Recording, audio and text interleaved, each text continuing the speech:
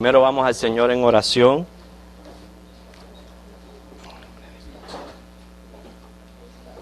Oremos.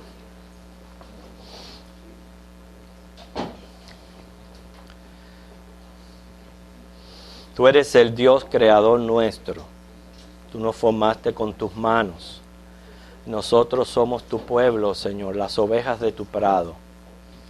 Y tú eres el buen pastor. Y tú, Señor, siempre nos llevas hacia prados verdes y alimentas nuestras almas con tu palabra. Tú eres fiel y bueno para con nosotros. Y aquí estamos, Señor, para alabar y glorificar tu nombre. Estamos aquí, Señor, porque necesitamos de tu palabra. Necesitamos, Señor, que tú, Espíritu Santo, aquí entre nosotros, ministres nuestras necesidades. Sea, Señor, a través de la escuela dominical, dándonos un mayor conocimiento de tu palabra, como también convicciones y aumentando nuestra fe. Y revelándote tú a través de las páginas de tus escrituras.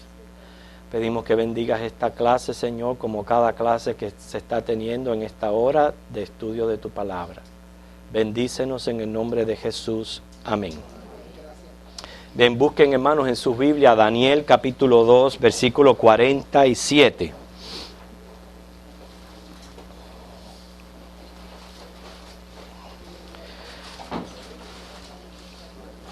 Daniel 2, 47.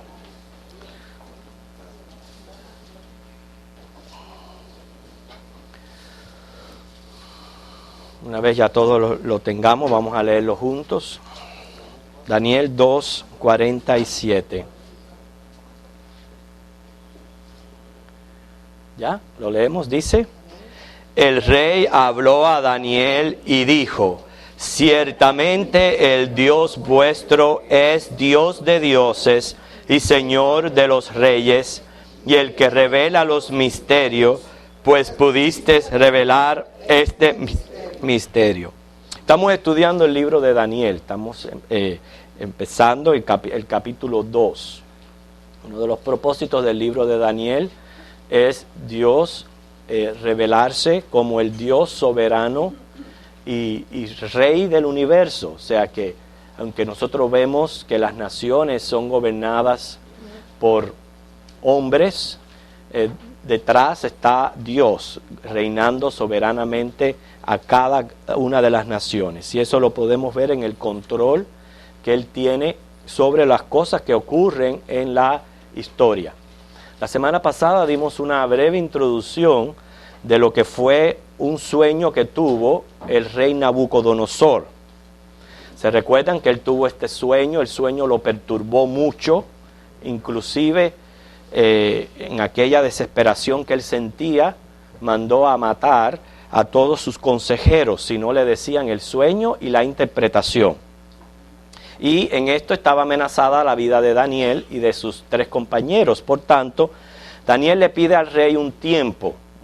Ese tiempo él lo ocupa para orar. Eso es todas las cosas que aprendimos en la clase de la semana pasada. La importancia de interceder, de orar unos por los otros y presentarle al Señor nuestras necesidades.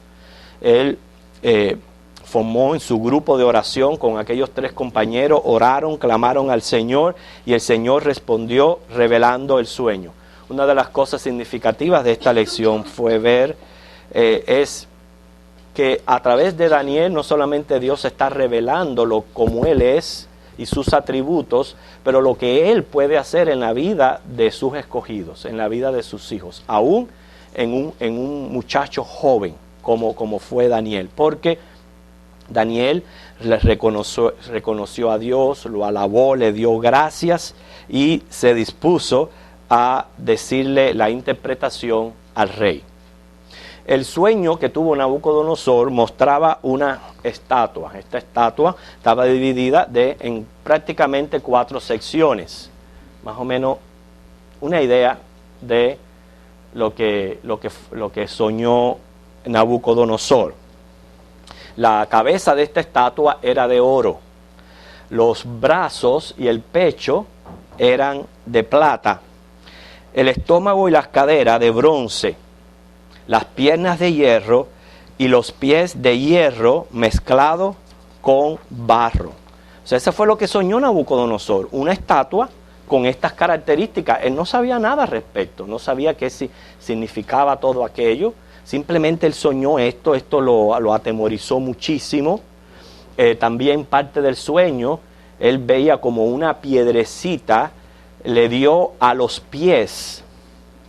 Y una vez que le dio a los pies, la estatua entera se cayó, se derrumbó, o sea, se hizo pedazos, se hizo triza.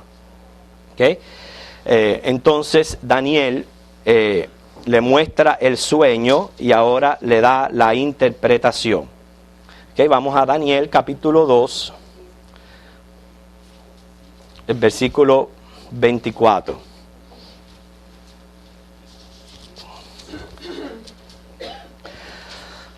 Vamos a seguir la lectura. Una vez que sigamos la lectura, después vamos a regresar y vamos a ampliar más sobre la interpretación de la estatua.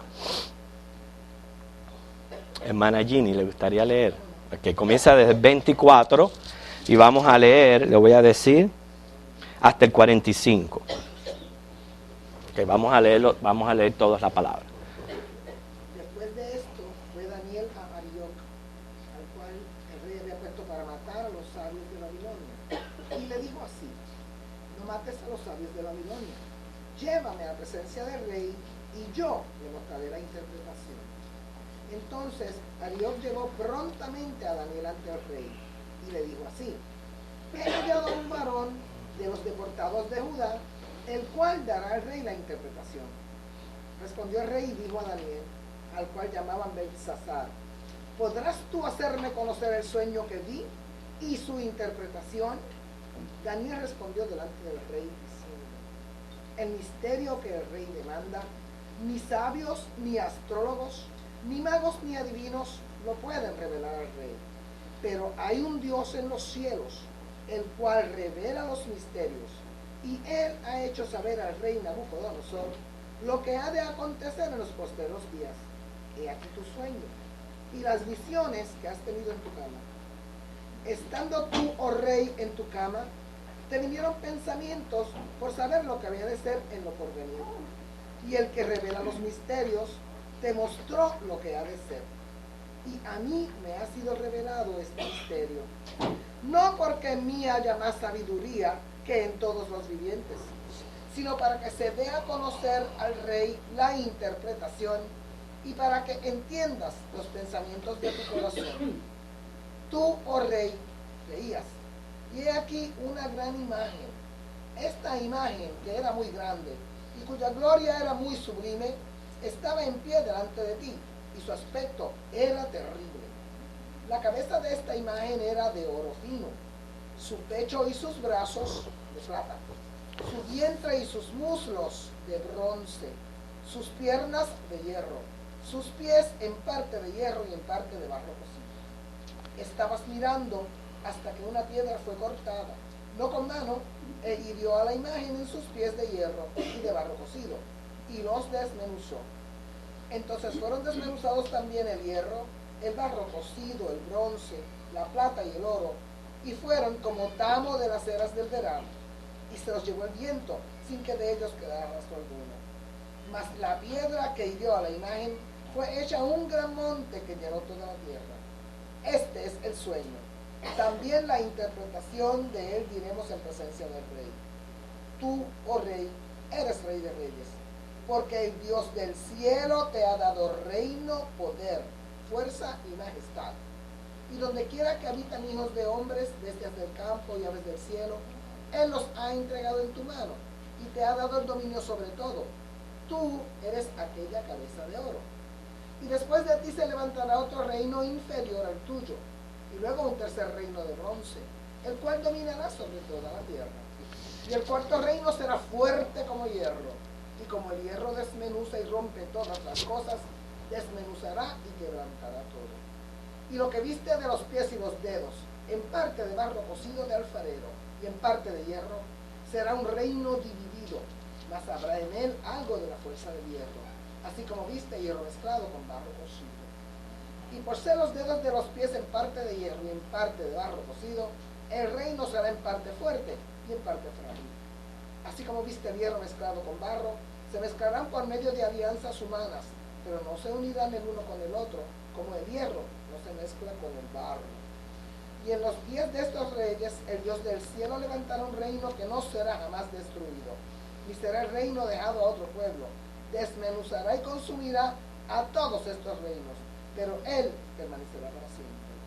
De la manera que viste que del monte fue cortada una piedra, no con mano, la cual desmenuzó el hierro, el bronce, el barro, la plata y el oro, el gran Dios ha mostrado al rey lo que ha de acontecer en lo porvenir, y el sueño es verdadero y fiel su interpretación. Hermanos, en esta estatua tenemos que Dios está revelando, podemos decir lo que va a suceder políticamente en la historia del mundo, completamente lo que va a suceder en lo que es el ámbito político en la historia del mundo.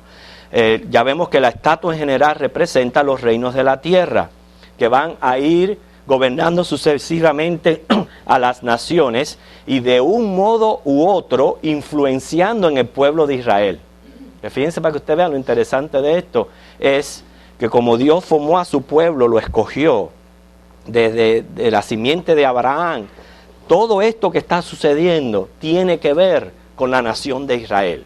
Y por eso es que todo está en una sola estatua.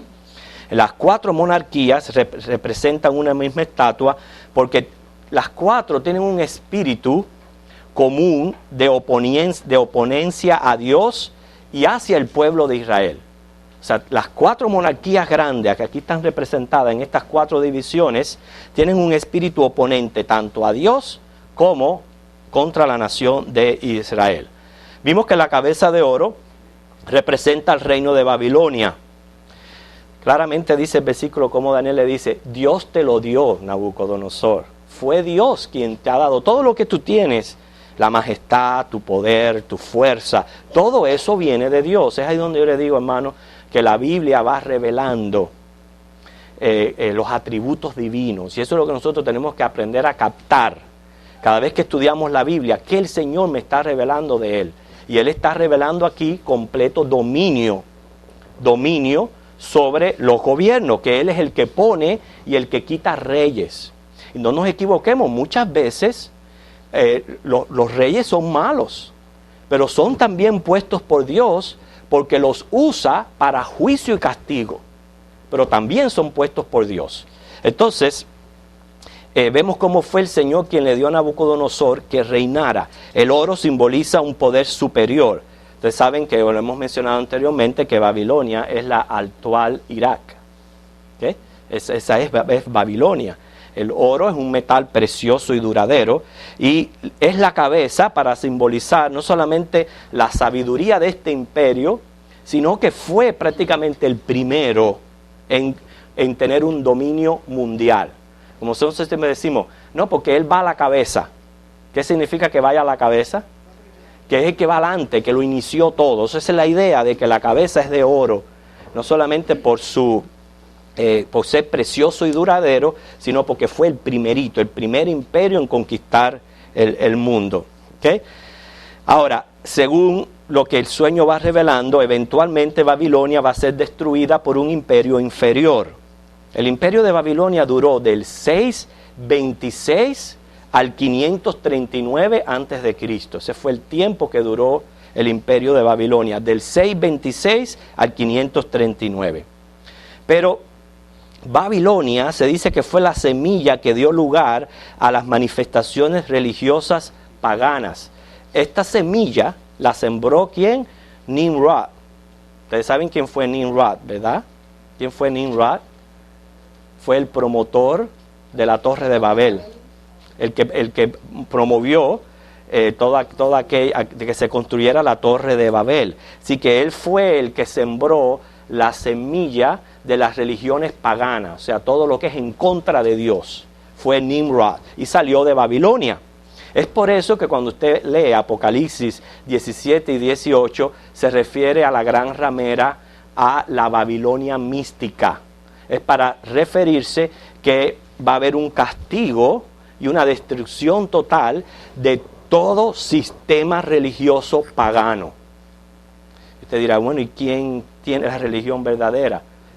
Los cristianos, los que tenemos a Cristo en el corazón. Esa es la religión verdadera, porque no hay manera de tener una relación con Dios si no es a través de Jesucristo. Entonces, como Cristo es la única manera de mantener una relación con Dios, yo no hablo de denominaciones, yo hablo del cristianismo. El cristianismo, a través de Cristo, es la única religión verdadera. El resto de las religiones, no les llame buena. Hay gente que dice por ahí, todas las religiones son buenas. No, no todas las religiones son buenas. No pueden haber 2 y 3 y 4 buenas, porque Dios no es Dios de confusión. Hay una sola religión verdadera, es la cristiana. Y fuera del cristianismo, está profetizado en Apocalipsis 17 y 18 que todo sistema pagano, el cual Nimrod fue la semilla que la sembró, va a ser destruido. Un poquito de historia para que aprendan un poquito de lo que es, cómo se formó el imperio babilónico. En el año 1830 a.C., la ciudad comenzó a crecer en importancia. Se dice que fue controlada por los asirios desde el 900 hasta el 772 a.C. La controlaron los asirios. En el 772, un babilonio llamado Merodach Babalán se levantó contra los asirios. En el 626, Nabopolassar, que es el padre de Nabucodonosor, fue el que fundó la dinastía. ¿Okay? Y vemos que después Nabucodonosor fue el que vino a tomar el reino. Duró unos 45 años Nabucodonosor en el dominio. Exactamente, y murió en el 562 antes de Cristo. O sea, eso es refiriéndose a lo que es la cabeza que mostraba esta estatua. Okay, el pecho y los brazos de plata, ya dijimos que representan un reino inferior. Esa inferioridad la dicen los mismos metales con que se está simbolizando la estatua. Siempre la plata es, aunque es de valor, es de menos valor que el oro. ¿Okay? Y por eso es que viene en segundo lugar. Representa a los medos persas, que fue el segundo poder en levantarse. Y fue un imperio inferior al de Babilonia, no tanto en extensión, pero en calidad de gobierno. Cuando digo en calidad de gobierno, vamos a ver a un imperio en los medos persas permisivo, o sea, que no tenían tanto control total sobre todo su dominio, el cual lo tenía Babilonia. O sea, ellos dejaban que quizás algunas naciones tuvieran pudiéramos decir, sus beneficios o su manera propia de ellos actuar sin ellos meterse, siempre y cuando no fueran una amenaza para el gobierno. En esto es que es inferior los medos persas, por eso que es la plata, es en calidad de gobierno. Y eventualmente Persia iba a ser conquistado por otro imperio. Por eso es que son dos brazos unidos por el pecho, los medos y los persas. Se dice que el 13 de octubre del 556, los medos y los persas se apoderaron de la ciudad. Fue Darío el medo y Ciro el persa quienes fundaron la dinastía. El poderío de ellos duró del 538 al 333. Ya estamos hablando como imperio en sí. Del 538 al 333. Se dice en fecha y usted dirá, bueno, pero ¿cómo podemos decir que en 556 estaban conquistando la ciudad si su dominio? Estamos hablando de que esto no fue de un día para otro. Estos imperios pasaban los años conquistando y tomando poder, y a veces tenían áreas ya conquistadas, pero en sí, como dominio completo mundial, fue del 538 al 333. Ciro el persa y Darío medo, 556.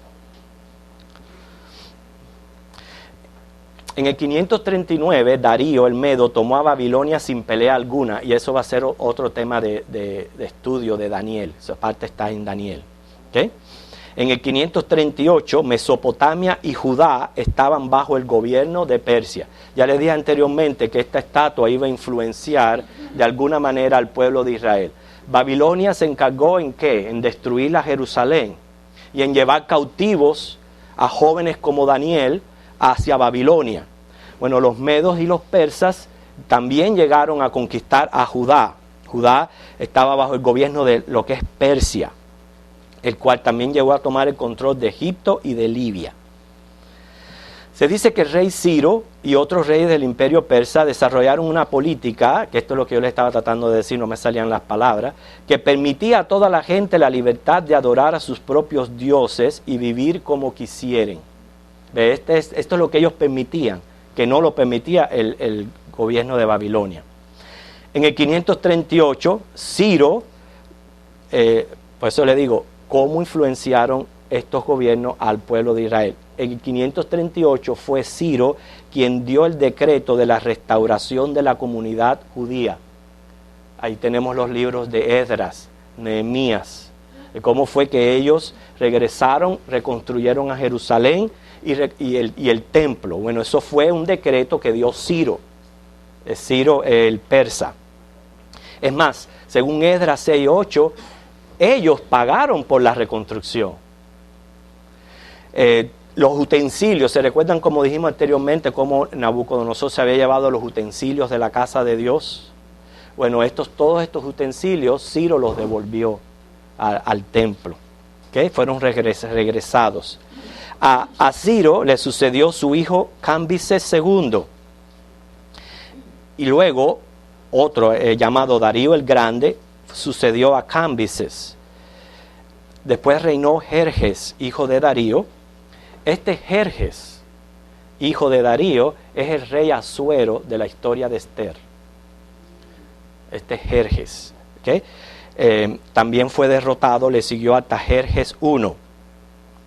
En el 457, el rey Artajerjes de Persia envió a Esdras a Judá para una reforma religiosa y ser guía espiritual. Eso lo dice Esdras 7, del 1 al 6. Nehemías servía en el palacio de este Artajerjes. Y a Nehemías lo pusieron como gobernador de Judá desde el 444 al 430 a.C. Y entonces, mientras que en el tiempo de Esdras se reconstruyó la ciudad y el templo, Nehemías reconstruyó los muros de la ciudad. ¿Okay? Fue durante el reino de Darío III, ya para el 335 al 331, que Alejandro Magno conquistó el imperio persa. Y por eso es que ahora viene la parte del estómago y las caderas de bronce. Ustedes pueden ver, van bajando los metales, es decir, va bajando la calidad de gobierno. Efectivamente, el estómago y las cadenas de bronce representan al imperio de Grecia. Este imperio reinaría sobre toda la tierra, o sea, hablando del mundo existente. Eventualmente, Grecia iba a ser conquistado por otro imperio. Pero fue en el 332 a.C. que Alejandro el Grande de Grecia conquistó el reino de Persia. Y él fue extendiendo su dominio hacia el este. Alejandro Magno era prácticamente un joven, él murió de 32 años. Y él fue el que expandió el imperio mucho más de lo que los otros lo habían hecho. El dominio de él llegó hasta el río Indio. Y en un esfuerzo de él de conquistar la India fue que él murió.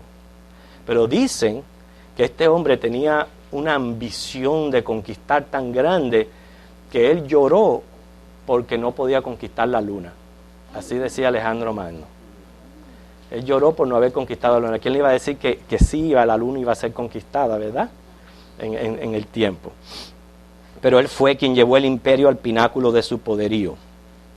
Él trajo consigo una rápida helenización. De nuevo, la helenización también afectó al pueblo de Israel.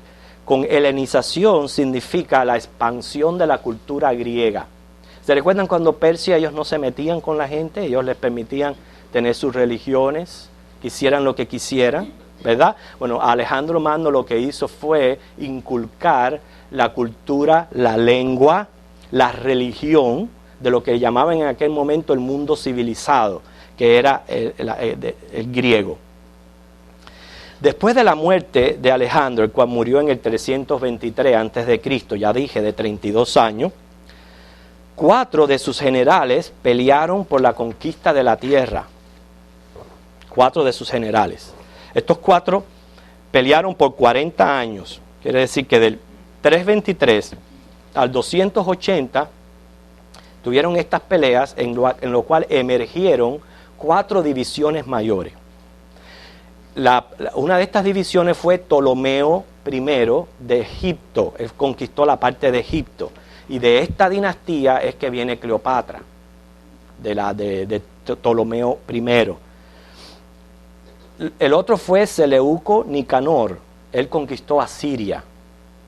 De Seleuco y de Siria procede Antíoco Epifanes III.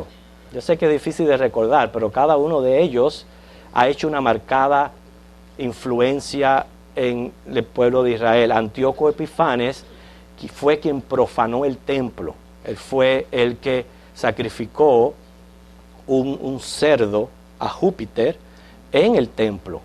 Y esto fue lo que provocó la rebelión de los macabeos. Cuando los macabeos, todo eso es entre lo que es este periodo intertestamentario, estos 400 años de silencio que no menciona la Biblia, ocurrió todo esto. Cuando los macabeos conquistaron lo que es de nuevo su religión, entonces ellos proclamaron fiesta de la dedicación, la fiesta de Hanukkah, la fiesta de la dedicación que menciona Juan 10:22. O sea que de ahí en adelante el pueblo de Israel añadió una fiesta más a sus celebraciones, la fiesta de la dedicación. Y ya hemos mencionado 2 de ellos. Casandro fue el otro gobernante que tomó lo que es Macedonia y Grecia, y Lisímaco, Asia Menor. Por 150 años los judíos estuvieron entre lo que es, a veces estaban bajo los Ptolomeos y otras bajo los Seleucidas. Lo que pasa con Palestina es que Palestina es la que une el norte con el sur. Tenían una vía principal que era muy importante para el comercio. O sea, facilitaba mucho el comercio. Esa fue una tierra, aparte de que es la tierra que fluye leche y miel, por su posición geográfica era ambicionada por todos estos gobernantes. Entonces, ya ustedes se pueden imaginar el pueblo judío lo que sufrió bajo todas estas guerras, porque nosotros lo decimos muy fácil así. Estuvieron un tiempo bajo Ptolomeo, otro tiempo bajo los Seleucidas, pero esto provocaba guerras y la guerra traía consecuencias sobre el pueblo. Así que más o menos esto es lo que viene a ser la cadera del estómago y la cadera de bronce, el imperio de Grecia. Necesitamos avanzar porque el tiempo se nos viene arriba. Ahora vienen las piernas de hierro. Las piernas de hierro representan al imperio de Roma, el cual iba a ser fuerte como el hierro. El hierro no tiene belleza ninguna. Es un metal, pero lo que se considera el hierro simplemente es por su calidad de fuerza y de dureza. ¿Okay? Pero se oxida y se pone feo. Entonces ya vemos cómo va degradando los metales. ¿Por qué? Porque Roma era un gobierno aplastante. En otras palabras, mientras que los otros conquistaban los territorios, el gobierno romano conquistaba pero destruía y no volvía a levantar. ¿Entienden lo que le digo? La diferencia, como estos gobiernos practicaban su dominio. O sea, Roma venía y acababa con una ciudad, así mismo la dejaba. Mientras que los otros no. Entonces, por eso es que ahora viene a ser el hierro, que es fuerte, es aplastante, pero es feo. La fecha del dominio como imperio de Roma fue del 58 a.C., del 58 al 476 después de Cristo. Del 58 al 476. Pero ¿por qué 2 piernas? porque iba a ser un reino dividido. ¿Ok? Y les voy a explicar cómo fue que llegaron a dividirse este imperio romano. La fecha tradicional de la fundación de Roma es el 21 de abril del 753 a.C. Esa fue la fecha en que se fundó Roma, ¿okay? La ciudad de Roma. En el 21 de abril del 753 a.C. Y quien la fundó fue Rómulo, por eso se llama Roma, un tal Rómulo. En el 338, Roma controlaba a Italia, ¿okay? Y ellos a través de las guerras iban alcanzando territorio. En el 63 a.C., el general romano Pompeyo conquistó a Jerusalén. Pero fue Julio César quien consolidó en sí el imperio. ¿Okay? En marzo 15 del 44 a.C., Julio César fue asesinado por Brutus y Casius. En el 44 a.C., marzo 15. Imagino que era bien bruto, por eso le pusieron Brutus. Ahora, Brutus y Casius, 2 años más tarde, fueron vencidos por Octavio y Marco Antonio.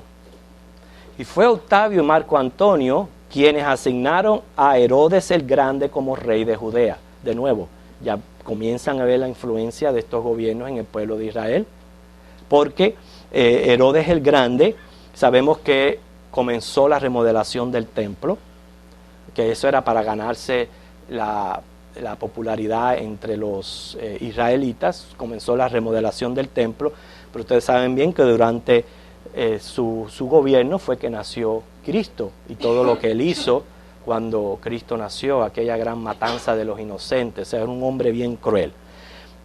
El 27 a.C., César Octavio Augusto vino a ser el primer emperador de Roma. Ahora, el 6 a.C., Judea vino a ser provincia de Roma, gobernada por un gobernante romano. Sabemos que Jesús nació en Belén en el 4 a.C. El 70 después de Cristo, el templo fue destruido por los romanos bajo el gobernador Tito. Y se dividió el imperio ahí fue que se dividió entre el oriente y el occidente. Por eso son las dos piernas, el oriente y el occidente. ¿Se recuerdan cómo dice que fue debilitándose el gobierno a medida que se veía la estatua? Así se fue debilitando poco a poco el imperio romano, hasta que cayó por completo en el 476 después de Cristo. Cayó el imperio romano. El último emperador romano fue Rómulo Augusto en el occidente. Pero el oriente, lo que es la parte oriental, siguió dominando hasta el 1453 después de Cristo. Es más, la caída del occidente, ¿okay? Cuando cayó el occidente, fue lo que provocó la exaltación de los papas romanos. Porque antes de todo eso no había papado, que eran simplemente obispos en las iglesias. Pero lo que pasó es que el oriente seguía siendo dominado por el imperio romano.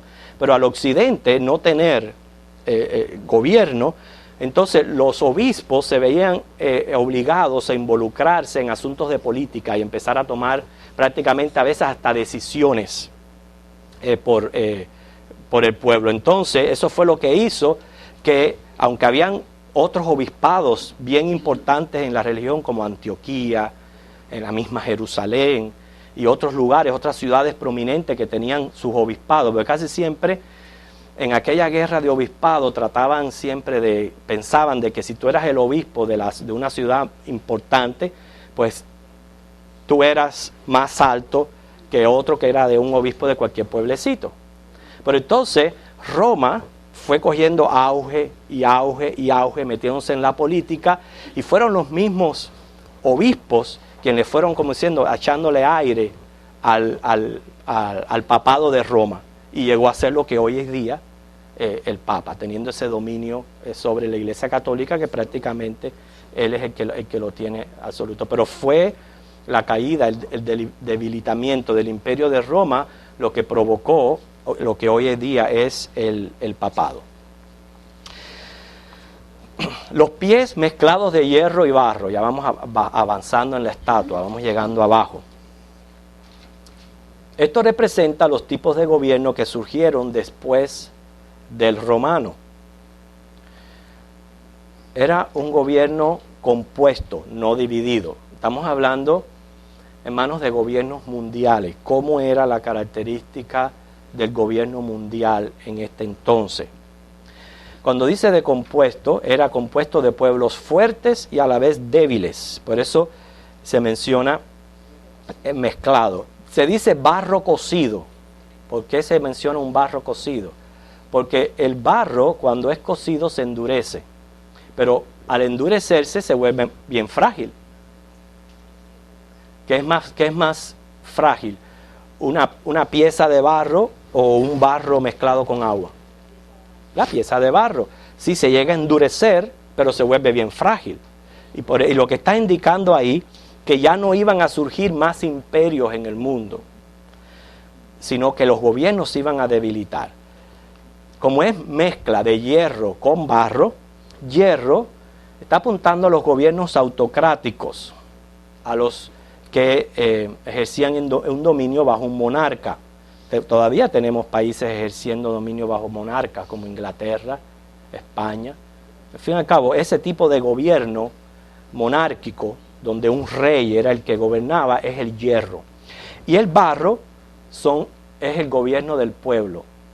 Gobiernos demócratas como el que nosotros disfrutamos en este país, o el tipo de gobierno que tenemos en este país, que prácticamente se le ponen las manos al pueblo, el que voten por su presidente y el que hagan todo eso. Eso es lo que significa el barro. O sea, gobiernos del pueblo. ¿Ok? Eso quiere decir que son los pies. Ahora, hay 10 dedos en la estatua. ¿Ok? Los 10 dedos simbolizan, la confederación europea que el anticristo va a controlar durante el primer periodo de 3 años y medio de la gran tribulación, cual menciona Apocalipsis 13:1. Menciona 10 cuernos, los cuales los cuernos son gobiernos, 10 gobiernos. O sea, no es que el anticristo va a venir a ser el gobernante de estas 10 naciones, sino que estos 10 gobernantes se van a regir, van a ser regidos por el anticristo. Eso es lo que significa estos 10 dedos, porque menciona 10 diademas, que son 10 gobernantes. Los cuernos son gobierno, las diademas son gobernantes. Estamos hablando de Apocalipsis 13:1, el cual es otro tema de estudio, no podemos llegar hasta allá. Pero usted lee Apocalipsis 13:1, lo va inmediatamente a asimilar a los 10 dedos de la estatua de Daniel, a relacionarlo a los 10 dedos de la estatua de Daniel. Ahora, de los muchos grupos que existen ya en Europa, uno de ellos va a cumplir esta profecía, o quién sabe si se va a formar otro nuevo. Pero la idea es que ya hay confederaciones europeas y cada una tiene sus miembros. Está el mercado común europeo, tiene 16 miembros. El Concilio Europeo tiene 15 miembros. La OTAN con 16 miembros. La Junta Europea, que tiene 33 miembros. O sea, la idea es cómo se han ya formado bajo alianzas humanas estas confederaciones, de las cuales o saldrá de una de ellas, o quizás se forme una nueva. Uno no sabe, pero el caso es que el anticristo, el cual va a gobernar estos 10 dedos, esta confederación europea, hasta que dice la estatua que una piedra fue cortada, no por manos humanas, y que golpearía la estatua en sus pies y la desmenuzaría.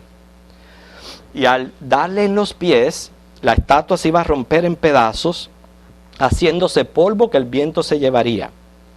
O sea, dice Daniel que se volvería una montaña que iba a llenar la tierra. O sea, Daniel le dijo al rey Nabucodonosor que iba a venir un reino que iba a desmenuzar los gobiernos terrenales y los iba a llevar a su fin. Y él le dice, este reino nunca va a ser destruido porque va a durar para siempre. Y es lo que nosotros estamos esperando. Cuando nosotros hablamos del fin del mundo, no tenga en su mente de que la humanidad va a dejar de existir. No es así. Cuando hablamos del fin del mundo, estamos hablando como mundo, la esfera del mal. Todo lo que pertenece a esa esfera del mal, tanto el pecado como los que lo cometen, como los que los promueven, todo eso va a llegar a su fin para dar lugar al reino nuevo de Dios, a los cielos nuevos y a la tierra nueva. Una de las cosas que me impresiona a mí es cómo el tiempo que este libro fue escrito, cómo Dios le dio este sueño a Nabucodonosor, no se lo dio a Daniel, pero le dio a Daniel el sueño y la interpretación. Hermano, cómo se ha venido cumpliendo, porque todavía a este estudio tenemos que atarle lo que es otra visión que sí tiene Daniel, que es la visión de las 4 bestias, que va a ser un tema de estudio del futuro, pero ambos van unidos. O sea que no solamente los gobiernos, sino los gobernantes, Dios se encargó de que tal como Él lo profetizó, así mismo se cumpliera. ¿Dónde estamos nosotros, hermanos? En este mismo momento, estamos en los pies. Ya toda esa estatua pasó.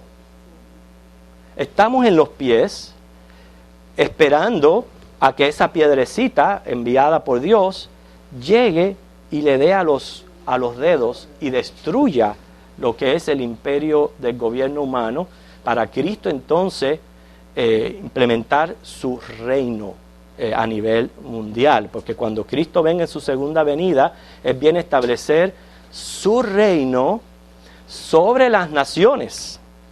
Porque a veces nos equivocamos y pensamos, no, en la guerra de Armagedón se va a acabar el mundo. No se va a acabar el mundo. Va a morir una gran cantidad de personas, pero las naciones van a continuar. Los gobiernos van a continuar, pero Cristo va a ser su rey. Cristo va a ser su rey. Y ese es el reino que Daniel se está refiriendo. Este reino es eterno y poderoso más que cualquiera de los imperios mencionados. Y la piedra es Jesucristo. ¿Cuándo va a ocurrir la destrucción de esta estatua? En su segunda venida. ¿Okay? Ahora, esto es bien significativo. En el tiempo de Daniel, ¿se recuerdan, como les dije al principio, cómo el pueblo judío, ellos se consideraban como prácticamente absolutos de Dios? Ellos pensaban que solamente ellos eran los únicos que recibían las bendiciones de Dios y que Dios habitaba ahí en medio de ellos, sea en el desierto como después en el templo. Ese todo era su sistema religioso. Pensaban que todo lo que estuviera fuera de ese marco era pagano, no tenía nada que ver con Dios. Pero cuando ocurre la destrucción de Jerusalén y se llevan cautivo a los judíos, ustedes se pueden imaginar que para ellos todo aquel sistema se desboronó. Primeramente ellos consideraban que la presencia de Dios estaba nada más que en el arca del pacto. Entonces, al ellos ser llevados a un lugar extranjero, para ellos no solamente fue una situación bien difícil de aceptar, pero en lo que es su espiritualidad le afectó muchísimo, porque ellos se vieron lejos de su Dios. Pero entonces con estas señales y visiones, no solamente la que recibe Daniel, pero la que recibe también Ezequiel como profeta de Dios allá en la deportación, Dios les está probando a ellos que Él estaba en control y que Él estaba allí también, en medio de una corte pagana, usando sus hijos para mostrarle a aquellos imperios paganos, por más poderosos que se creyeran, que Él era el que estaba en control. Y que al final de todo, Él es el que va a salir vencedor.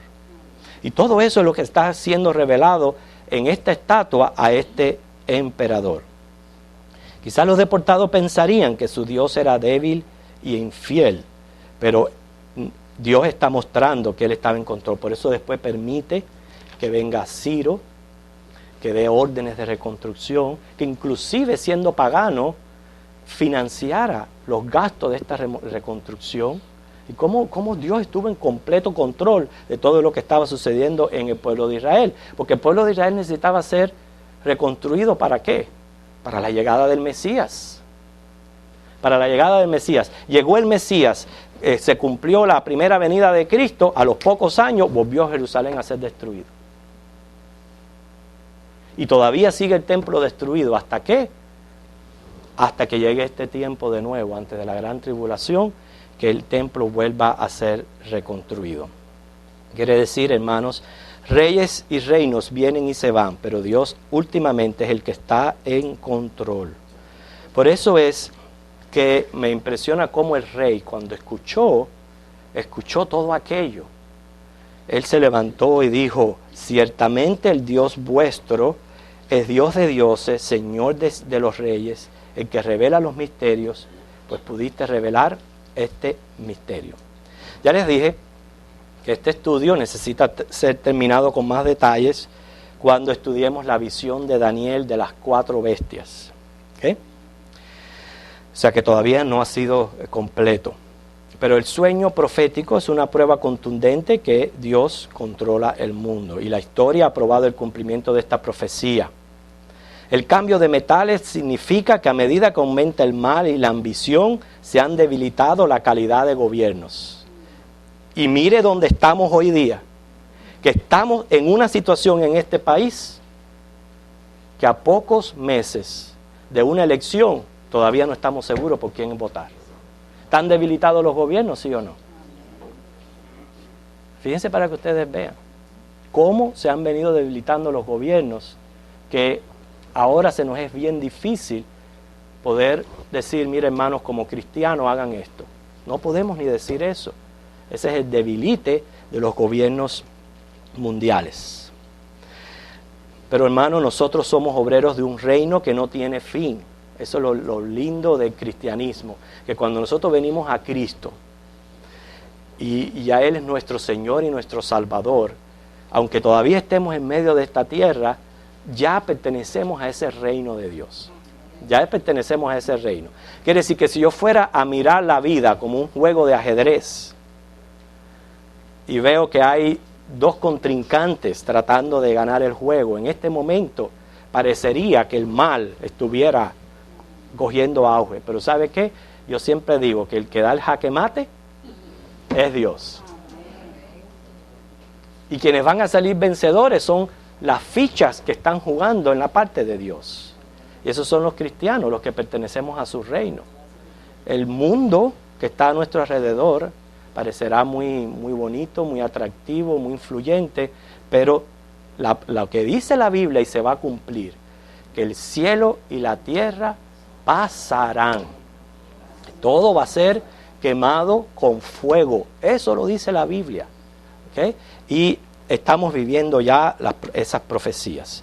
Sintamos el privilegio inmerecido, hermanos, de pertenecer a un gran reino y servir a un rey que es santo, justo y es amor. Que tenemos 10 minutos para preguntas, comentarios o algo de lo que usted quiera decir acerca de esta interpretación de esta estatua que fue revelada por Daniel al rey Nabucodonosor. ¿Hay alguien que quiere decir algo? Ajá. No, son medos persas. Ellos conquistaron al imperio babilónico. Irán es los medos persas de Irán. Ok, gracias por eso. Irak, Babilonia, Irak, ok, los persas, Irán. Ok, ¿alguna otra pregunta, hermano? Cuando usted habla de los 4 coroneles que se disputaban entre ellos. Claro, entre ellos el dominio que dejó Alejandro Magno. O sea, las guerras duraron 40 años hasta que por fin cada uno pudo tomar el dominio de estos 4 países principales, que fue Egipto, Siria, Macedonia y Asia Menor. Llegando a Egipto conquistada por Ptolomeo, Antíoco Epifanes, que fue que dio el templo sacrificando un cerdo, que es cuando se creó la segunda iglesia por los seleucidas y por los Okay, vamos a ver allá. Ok, fue Ptolomeo primero, que conquistó Egipto, Seleuco, Nicanor, Siria, Casandro, que conquistó Macedonia y Grecia, y Lisímaco, que conquistó Asia Menor. Entonces, hace una de las ¿Qué, hermano, usted tiene alguna pregunta? Sí, sobre lo que usted dijo sobre la guerra del Magedón, que después de la guerra del Magedón, Jesucristo viene a reinar aquí en la tierra. Pues entonces nosotros nos quedaremos aquí en la tierra. No. Yo pienso, no, pero es muy buena la pregunta. Con la segunda venida de Cristo desciende la Nueva Jerusalén. Y cuando hablamos que desciende y es sostenida, para mí la Nueva Jerusalén está sostenida en órbita, de manera tal que se puede ver de la tierra. Inclusive se dice que durante el milenio los gobernantes van a llevarle pleitesía al rey de la ciudad. Y luego al final del gobierno se ve que cuando el anticristo vuelve a reunir los gobiernos de la tierra, quien hace pelea es contra la santa ciudad. Entonces, como yo lo veo es, y debido también que las dimensiones que da la Biblia acerca de la ciudad en ningún momento cabe en la Jerusalén actual, porque más o menos estamos hablando del tamaño de Estados Unidos, que es una ciudad que está sostenida en órbita, que es ahí donde estamos nosotros, ya para siempre, de ahí no nos saca nadie. Lo que está pasando en la tierra es completamente diferente a lo que está pasando en la santa ciudad. ¿Entiende? O sea que a la vez que ya estamos en la santa ciudad, ya ahí vamos a estar para siempre. Los 1000 años tiene que ver con lo que está sucediendo en la tierra, en las naciones que todavía han quedado en la tierra, que pudieron ser salvas del Armagedón. O sea, entonces los que quedan en la tierra van a poder ver a la nueva Jerusalén. Pero no nadie va a poder entrar. Sí, pero no van a poder entrar. Ya nadie puede entrar allí. ¿Ok? ¿Loide? Sí, pero eso te me decirte una cosa, que yo di esos datos cuando estaba preparando ese estudio hace tiempo. Eso cambia, no te puedo decir por seguridad. Sí. Bueno, estamos hablando de Europa, no las Naciones Unidas. Pero esos números pueden cambiar porque siempre cuando hay una confederación o se añaden o se quitan. Entonces esos fueron los datos que yo tuve cuando preparé este estudio, pero en la actualidad no puedo decir que estos datos estén actualizados en exactamente el número de personas. Lo que sí dice la Biblia, que es lo que podemos estar seguros, es que cuando el anticristo comience a gobernar va a ser con 10 naciones y él mismo va a destruir a 3 de ellos. Así que, ¿hay alguna otra pregunta o algún otro comentario? ¿Randy? No, de los 10, 3 él va a destruir. Ajá, va a bajar a 7. ¿Alguna otra pregunta? ¿O algún comentario acerca de la clase? Ok, vamos a hermano. Esto nos revela, hermano, que Dios controla la historia. Nos hace verla cuán seguro es. Ese mismo es. ¿Qué es lo que yo quería llevarlos a ustedes? Si no tienen otra pregunta de ese índole, es cómo nosotros podemos tomar esta clase y salir con una aplicación de aquí. O sea, salir de aquí con algo que fortalezca mi fe. Aparte del conocimiento que podemos recibir, de saber a qué se estaba refiriendo la interpretación de la estatua y del propósito por el cual fue dado este sueño, pero salir de aquí fortalecidos en fe. ¿Cómo pudiéramos fortalecernos unos a otros en la fe?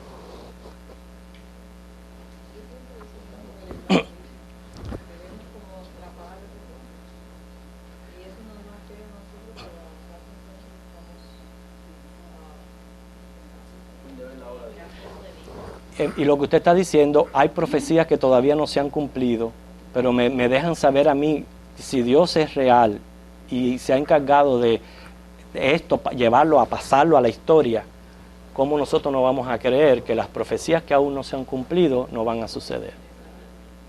Entonces, para temer y reverenciar a Dios. ¿Me entiende? Eso es lo que yo quiero que saquemos. ¿Cómo? Claro. Ese es otro aspecto importante, como la Biblia sabemos que es palabra de Dios y revela estos misterios. O sea que muchas de las cosas que se aparecen ahora, todos estos encantadores y adivinos diciendo, esto va a suceder, vaya a la Biblia, eso ya está escrito en la Biblia. Ahí mismo vemos el ejemplo.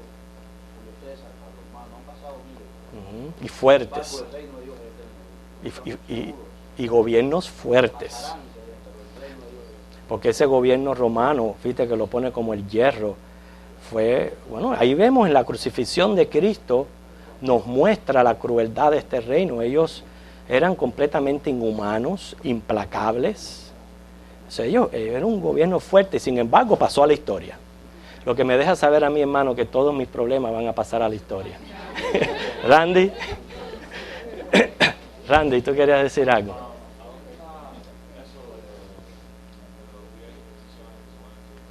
En Apocalipsis 13 y Apocalipsis 13:1, puedes leer Apocalipsis 13:1, donde habla de la destrucción de esos 3 cuernos. Ok, otra cosa que podemos aplicar de la clase, faltan minutos. Ok, no la escuchamos, hermano. Acabo de declarar con la estatua algo que nos habíamos diciendo hace varios meses, que estamos entre 3 líderes que vemos que no son líderes y miramos a otras partes y no vemos líderes tampoco. Si no fueran estos 3, no hay otro líder. No hay tampoco. Simplemente no hay. En todo el gobierno, no importa Estado, federal, no hay otro líder. Fíjense, los hay, porque teníamos a uno postulado que inclusive cristiano era. Pero aquí estamos viendo, hermano, lo que yo veo es que posiblemente, a lo mejor me equivoque, salga de ellos el más malo. ¿Sabes por qué? Porque ninguno de nosotros va a poder retener los juicios de Dios. Y si estamos en los días de juicio, los gobiernos son puestos por Dios para también llevar a cabo los juicios de Dios sobre la tierra. Y este país ha caído degradantemente y no pensemos nosotros que Dios va a seguir bendiciendo a la Beautiful America como cuando llegaron aquí diciendo In God We Trust. ¿Ok? Hablando de esto, el Día Nacional de Oración se invitó a hablar a Ravi Zacharias y le hicieron exactamente la misma pregunta que usted opina sobre las elecciones y demás. Y dieron la vuelta y él le contó el testimonio de haber estado en varios países árabes.